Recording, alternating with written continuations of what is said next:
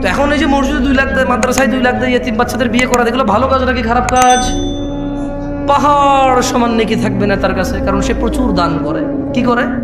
ও এখানে আরেকটা কথা বলা ভালো, যদি সুনামের জন্য দানবীর জন্য দান করে তাহলে নেকি ওটাই নাই, ওটা রিয়া হয়ে উল্টো ওটা একটা গুনায় পরিণত হবে। কেমন?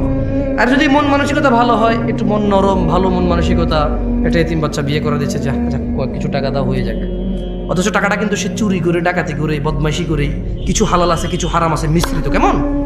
কিছু হালাল কিছু, ওটা সরি নেতা বলবো না, ওটা ব্যবসায়ীরাও করে। 2 নাম্বার 4 নাম্বার 6 নাম্বার মালামাল বিক্রি করে নাকি করে না? গ্রামের মোড়লে করে, ওটা কিন্তু নেতা না। আপন বড় ভাইয়ে করে, রাস্তার জমি নিচে নিয়ে ছোট ভাইকে ওই পিসের জমি দিয়ে দেয়, বোনের সাথে ভাইয়ে করে। তো আমি আসলে শুধু নেতা বলবো না, আমি আসলে আমরা মানুষ, এই সমাজের মানুষগুলো আমরা খারাপ। ভাই হিসাবে ভাইয়ের সাথে খারাপ, ভাই হিসাবে বোনের সাথে খারাপ, ছেলে হিসাবে বাপের সাথে খারাপ, নেতা হিসাবে সমাজবাসীর সাথে খারাপ, ব্যবসা হিসাবে কাস্টমারের সাথে খারাপ, স্বামী হিসাবে স্ত্রীর সাথে খারাপ, বাপ হিসাবে ছেলের সাথে খারাপ। এটা হচ্ছে আমাদের স্বভাব, বুঝে আসছে?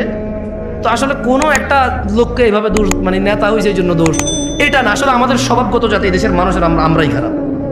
বুঝে আসছে না আসলে আপনার?